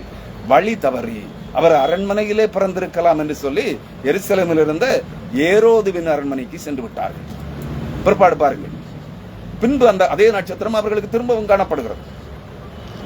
அதே மத்தேயு 2ஆம் அதிகாரம் 9ஆம் வசனத்திலே சொல்லுகிறது, ராஜா சொன்னதை கேட்டு, ராஜா என்ன சொல்லியிருப்பான்? யூதர்களுக்கான பிரதான ஆசாரியர்களையும் லேவியர்களையும் வேத விற்பனர்களையும் வேதாகம கல்வியாளர்களையும் ஞானிகளையும் அழைத்து, யூதருக்கு ராஜா அப்படி பிறப்பாரா, அவர் எங்கே பிறப்பார் என்று விசாரித்திருக்கிறார்.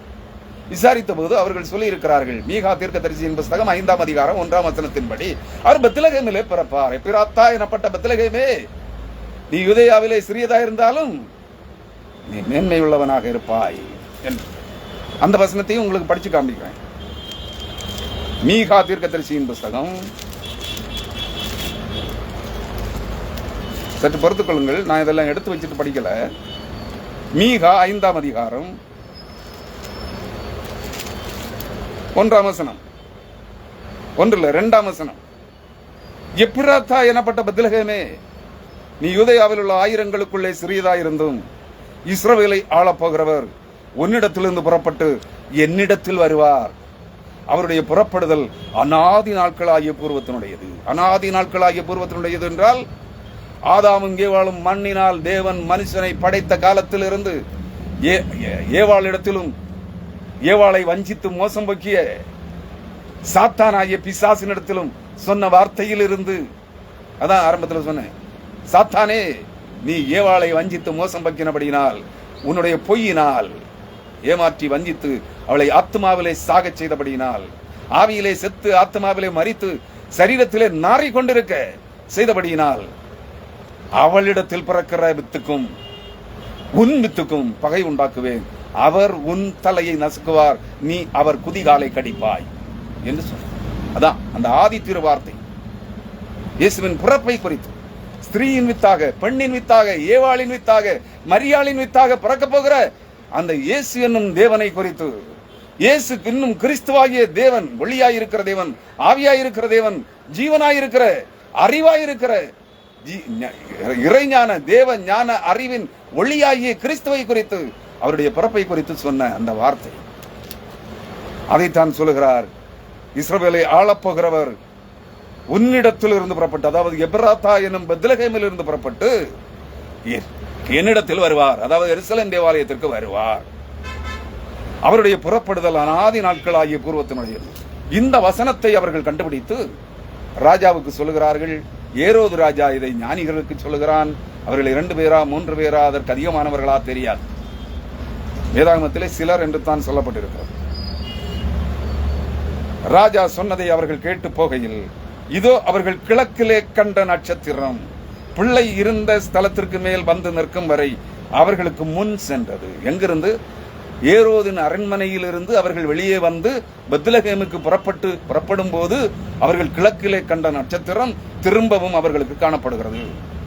கிழக்கில் இருந்து, அதாவது இந்தியாவின் தென்கோடியில் இருந்து ஞானிகள் எங்கே செல்லவில்லை? ஞானிகளுக்கு வழிகாட்டி கொண்டு நட்சத்திரம் செல்லவில்லை, அவர்களுக்கு முன்னே போகவில்லை. மாறாக எருசலேமிலே ஏரோது ராஜாவினுடைய அரண்மனை முற்றத்திலிருந்து அவர்கள் பெத்லகேமுக்கு புறப்படுகின்ற போது அவர்கள் கிழக்கிலே கண்ட நட்சத்திரம் திரும்பவும் ஏரோது மாளிகையின் அரண்மனை முற்றத்திலிருந்து வெளிப்படுகிறது வானத்திலே. அதை கண்டவர்கள் அந்த நட்சத்திரத்தை கண்டபோது மிகுந்த ஆனந்த சந்தோஷம் அடைந்தார்கள். இங்க என்ன சொல்றாங்க? கிழக்கிலே தோன்றிய நட்சத்திரம் பெத்லகேமிலே இயேசு கிறிஸ்து பிறந்திருக்கிற அந்த மாட்டுத் தொழுவம் வரை அவர்களுக்கு ஞானிகளுக்கு முன்னே சென்றது, வழிகாட்டி என்று. நட்சத்திரம் வழிகாட்டியது உண்மைதான். எங்கிருந்து? கிழக்கிலிருந்து அங்கே வரை அல்ல. இன்றைக்கு வரலாற்று புரட்டர்கள் சொல்கிறார்கள், இவர்கள் ஈரானில் இருந்து அந்த ஞானிகள் இஸ்ரேல் தேசத்திற்கு கிழக்கு பகுதியில் இருக்கிற ஈரான் தேசத்திலிருந்து, அதாவது பழைய அசீரியா, பாபிலோனுக்கு அடுத்த நாடு ஈராக், ஈரான், அந்த பகுதிகளில் இருந்து தான் இஸ்ரவேலுக்கு போனார்கள் என்று. இல்லவே இல்லை. அது கிழக்கு, தூர கிழக்கு நாடு. இஸ்ரவேல் மத்திய கிழக்கு ஆசியாவில் இருக்கிற எருசலேமுக்கு தூர கிழக்கு நாடு, கிழக்கத்திய தூர கிழக்கு நாடான ஏதேன் தோட்டம், அதாவது கிழக்கு பகுதி, கிழக்கத்திய ஏதேன் தோட்டம் என்று சொல்லப்படுவது நம்முடைய தென் தமிழகம், மேற்கு தொடர்ச்சி மலை பகுதிகள். அதை புரிந்து கொள்ளுங்கள். கீழே நாட்டு ஏதேன் தோட்டம் என்று சொல்லப்படுவது தென் தமிழகம். இங்கிருந்து தான், இந்த கிழக்கில் இருந்த சூரியன் உதிக்கிற திசை, இங்கிருந்து தான் அவர்கள் அங்கே சென்றார்கள். இங்கிருந்து அவர்கள் புறப்பட்டு பெத்லகேமுக்கு செல்லும் வரை நட்சத்திரம் வழிகாட்டவே இல்லை. வழிகாட்டி இருந்தால் அவர்கள் நிச்சயமாக எங்கே போயிருக்க மாட்டார்கள்? ஏரோதின் அரண்மனைக்கு போயிருக்க மாட்டார்கள். அதை புரிந்து கொள்ளுங்கள். அவர்கள் வழி தவறி, நட்சத்திரம் வழிகாட்டவில்லை. நட்சத்திரத்தை கண்ட மாத்திரத்தில் யூதருக்கு ராஜா பிறந்திருக்கிறார் என்று அறிந்து கொண்டார்கள். அதை யூதேயாவிலே பிறந்திருக்கிறார் என்று யூதேயாவுக்கு சென்றார்கள். அரண்மனையில் பிறந்திருப்பார் என்று அரண்மனைக்கு சென்றார்கள். அங்கே இருப்பவன் துரோகி, அங்கே பிறக்கவில்லை. அவன் மூலம் வேத சாஸ்திரிகளை அழைத்து தெரிந்து கொண்டதன் மூலம் பெத்லகேமுக்கு புறப்பட்டார்கள். புறப்படுகின்ற போது கிழக்கிலே கண்ட நட்சத்திரம் திரும்பவும் வானிலே அவர்களுக்கு தோன்றுகிறது, காணப்படுகிறது. அந்த கிழக்கிலிருந்து, அந்த இடத்திலிருந்து, ஏரோதின் அரண்மனை முற்றத்திலிருந்து பெத்லகேமிலே இயேசுவாகிய குழந்தை இருந்த அந்த வீடு வரை அவர் அப்போ மாட்டு தொழுவத்தில் இல்லை, அங்கே வீட்டிலே இருந்திருக்கிறார். என்ன சொல்கிறது? அவர்கள் அந்த நட்சத்திரத்தை கண்டபோது மிகுந்த ஆனந்த சந்தோஷம் அடைந்தார்கள். பிள்ளை அந்த கண்ட நட்சத்திரம், கிழக்கிலே கண்ட நட்சத்திரம் பிள்ளை இருந்த ஸ்தலத்திற்கு மேல் வந்து நிற்கும் வரை, ஸ்தலம் என்று தான் சொல்லப்படுகிறது. அடுத்த வசனம், அவர்கள் அந்த வீட்டுக்குள் பிரவேசித்து, 11ஆம் வசனம், மத்தேயு 2:11, அவர்கள் அந்த வீட்டுக்குள் பிரவேசித்து பிள்ளையையும் அதன் தாயாகிய மரியாளையும் கண்டு சாஷ்டாங்கமாய் விழுந்து அதை பணிந்து கொண்டார்கள். போகரும் அதைத்தான் எழுதியிருக்கிறார். ஆனால் எகிப்து தேசம் என்று எழுதியிருக்கிறார். சிரியா, எகிப்து, இஸ்ரவேல் முதலான பகுதிகள், ஈரான், ஈராக் முதலான பகுதிகள் ரோம பேரரசின் 4ஆம் ஆட்சி வட்டத்திற்குள், அந்த தேசாதிபதியின் ஆளுகைக்குள் இருந்தது. அதனால அவர் மொத்தத்திலே அவர் எகிப்து என்று சொல்லி இருக்கலாம் என்று தோன்றுகிறது. திண்ணமாய் எகிப்து தேசம் சென்றேன், அன்னை மரியாளின் மடியில் பாலன் இயேசுவை கண்டேன், பணிந்து வந்தேன் என்று சொல்லுகிறார். கிறிஸ்துவுக்குள் அவர் நட்சத்திரம் அவர்களுக்கு வழிகாட்டவில்லை. நட்சத்திரத்தை கண்டு கிழக்கிலே கண்டு பயணித்தார்கள். ஏரோதின் அரண்மனை முற்றத்திலிருந்து பெத்லகேமுக்கு புறப்படுகின்ற போது அவர்கள் கிழக்கிலே கண்ட நட்சத்திரம் திரும்பவும் அவர்களுக்கு காணப்பட்டது. அவர்கள் இயேசுவாகிய குழந்தை இருந்த வீட்டிற்கு செல்லும் வரை அந்த வீட்டின் மேல் வந்து அந்த நட்சத்திரம் நின்றது. அப்பொழுது புரிந்து கொண்டார்கள், இந்த வீட்டிலே தான் இயேசுவாகிய குழந்தை, தேவனாகிய கர்த்தர், மீட்பராகிய உலகத்தின் ஒளியாகிய கிறிஸ்து எனும் மேசியா, யூதருக்கு ராஜாவாக பிறந்திருக்கிறார் என்று கண்டு அந்த வீட்டிற்குள்ளே சென்று அவரை பணிந்து கொண்டு அவருக்கு வெள்ளைப்போளம், லவங்கம் போன்ற தூபவர்க்கங்கள், தங்கள் பொக்கிஷங்களை திறந்து பொன்னையும் தூபவர்க்கத்தையும் வெள்ளைப்போளத்தையும் அதற்கு காணிக்கையாக படைத்தார்கள் என்று சொல்லுங்கள்.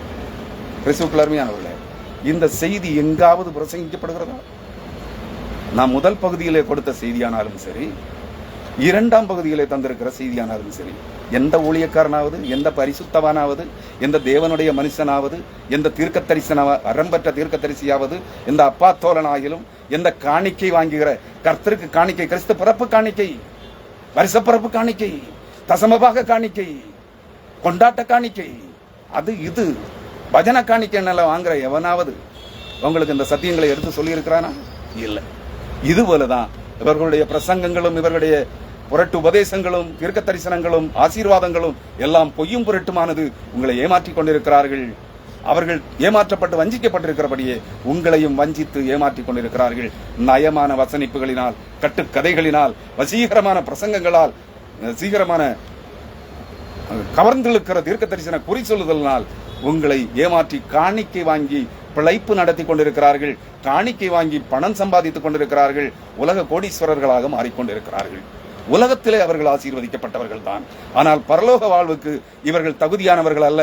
இயேசு கிறிஸ்துவை மனித மீட்புக்காக, மனுக்குலத்தின் சாபங்கள், பாவங்கள், அக்கிரமங்கள் மன்னிக்கப்பட்டு, பாவம் கழுவப்பட்டு, ஆவி ஆத்மா சரீரத்தில் ரட்சிக்கப்பட்டு, கிறிஸ்துவின் ரத்தம் தெளிக்கப்படுவதனால் அவர்கள் மறுபடி பிறந்து, கிறிஸ்துவுக்குள் மறுபடி பிறந்து, தேவ புத்திரர்களாய் பிறந்து, மறுரூபமாக்கப்பட்டு கிறிஸ்துவின் நாளிலே எடுத்துக்கொள்ளப்படுகின்ற பரிசுத்தவான்களாய் இவர்கள் இருக்க போவதில்லை.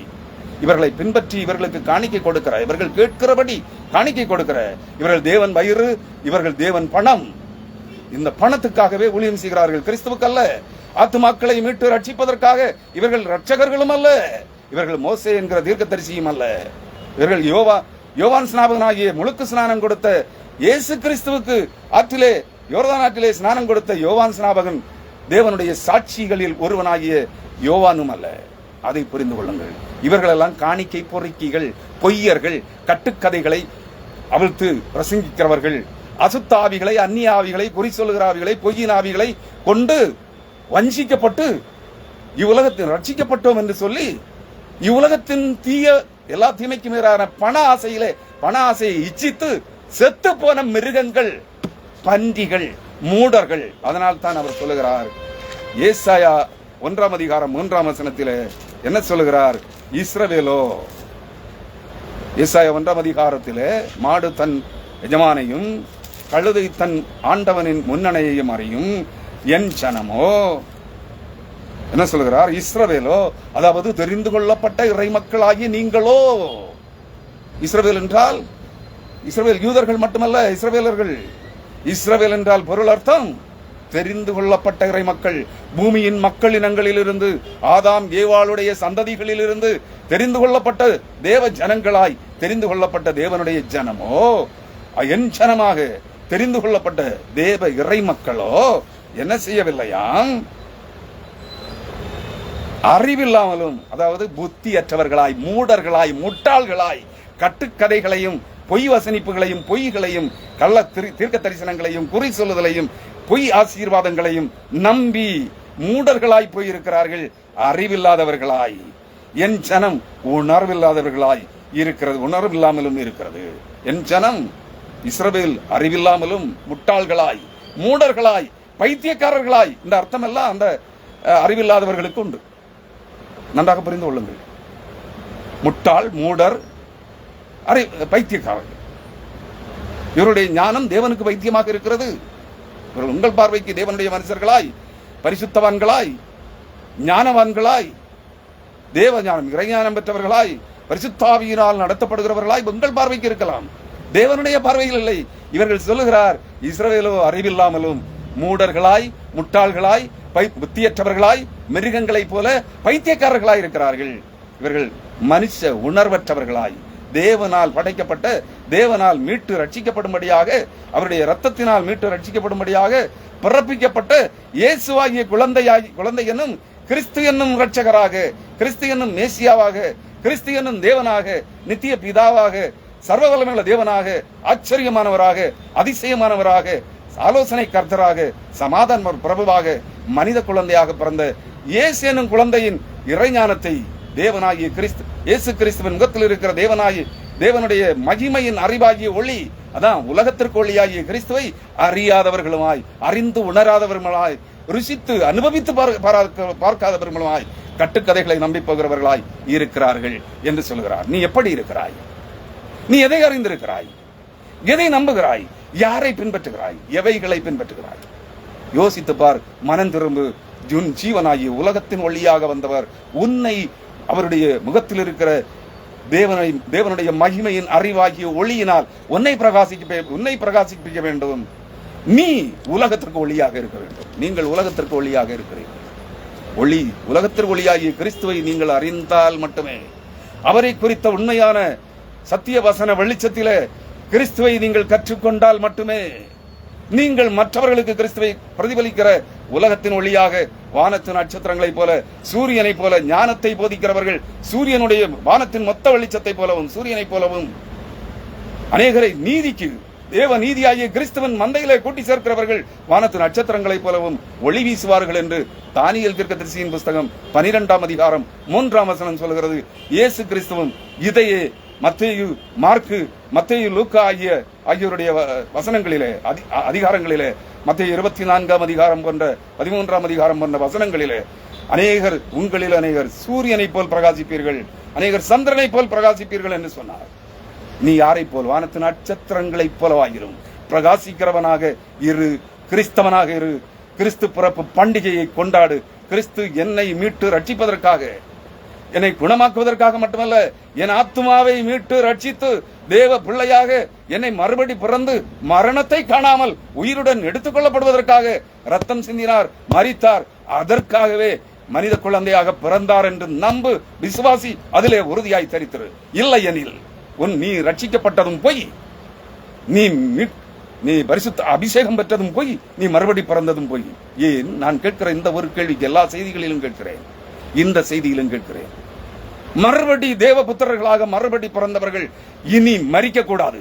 ஏன் 1906ஆம் ஆண்டு முதல் இந்த கள்ள உபதேசம், அபிஷேக மறுபடி பிறப்பு உபதேசம் வந்த நாள் முதல் மறுபடி பிறந்த அத்தனை போலி பரிசுத்தவான்களும் வரிசையாக ஒன்றன் பின் ஒன்றாக ஆண்களும் பெண்களும் விசுவாசிகளும் போதகர்களும் தீர்க்கதரிசிகளும் புழுத்து சாகிறார்கள். ஏன்?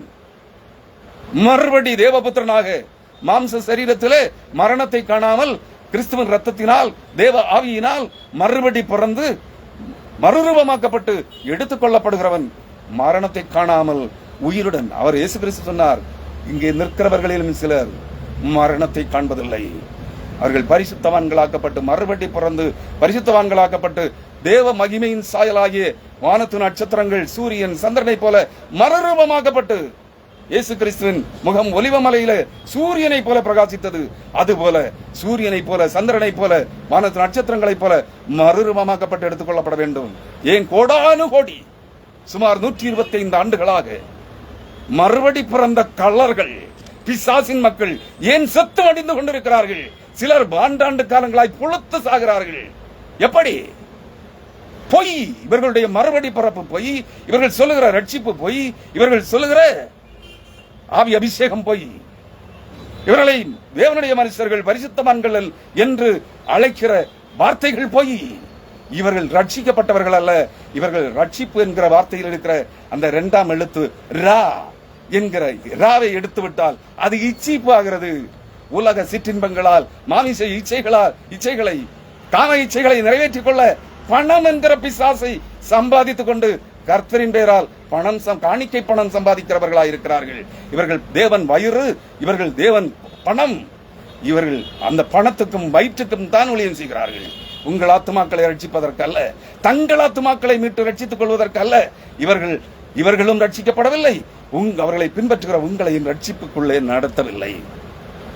இவர்கள் ரட்சகர்கள் அல்ல, இவர்கள் கள்ளர்கள், இவர்கள் பொய்யர்கள், இவர்கள் பிசாசின் தூதுவர்கள், சாத்தானுடைய மக்கள். உணருங்கள், மனம் திரும்புங்கள். ரட்சகராக இயேசு கிறிஸ்து எங்களையும் உங்களையும் என்னையும் இந்த உலகத்தின் ஜனங்களை தம்முடைய ரத்தத்தினால் மீட்டு ரட்சிக்கவே அவர் கல்வாரி சிலுவையிலே பாடுபட்டு ரத்தம் சிந்தி மரிப்பதற்காகவே மனித குழந்தையாக பிறந்தார் என்கிற உண்மையை கற்றுக்கொள்ளுங்கள். அவர் மேல் உறுதியாயிருங்கள். அவரை பற்றி விசுவாசத்தில் நிலைத்து நில்லுங்கள். கர்த்தர் உங்கள் விசுவாசத்தை மெச்சி உங்களை மேன்மைப்படுத்துவார், உங்களை ஆசீர்வதிப்பார், உங்களை ரட்சிப்பார், உங்கள் வியாதிகளை நோய்களை குணப்படுத்துவார். மறுபடி பிறந்தவனுக்குள்ள சரீரத்திலே வியாதிகளோ துன்பங்களோ நோய்களோ வேதனைகளோ வரக்கூடாது. ஏன் மறுபடி பிறந்த அத்தனை பேரும் ஹாஸ்பிட்டல் போய் காஸ்மோபாலிட்டன் ஹாஸ்பிட்டல் படுக்கிறான்? தான் கட்டி வச்சிருக்கான் மக்களுக்கு, விசுவாசிகளுக்கு காஸ்மோபாலிட்டன் ஹாஸ்பிட்டல். அந்த ஹாஸ்பிட்டலுக்கு போக மாட்டான், அப்பல்லோ மருத்துவமனைக்கு போவான். ஏன்? மக்களை ஏமாத்துறதுக்காக காஸ்மோபாலிட்டன் ஹாஸ்பிட்டல் கட்டி வச்சிருக்கான். இவன் தேவனுடைய மனுஷன், பரிசுத்தவான். கேவலமா தெரியல?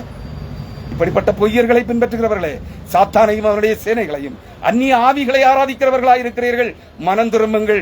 மெய்யான உலக ரட்சகராகிய உலகத்தின் ஒளியாகிய கிறிஸ்து என்னும் இயேசு, அந்த இயேசு கிறிஸ்துவை ஆராதியுங்கள். அவரே மெய்யான உண்மையான உங்கள் ஆத்மாவின் நாயகரும் உங்கள் ஆத்மாவின் மணவாளனுமாகிய கிறிஸ்து என்பதை உணர்ந்து அவரிலே உறுதியாய் நிலைத்திருங்கள்.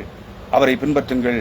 அவரையும் அவர் சிலுவையிலே சிந்தின இரத்தத்தையும் மதித்து போற்றி அதை உறுதியாய் அதிலே நிலைத்திருங்கள்.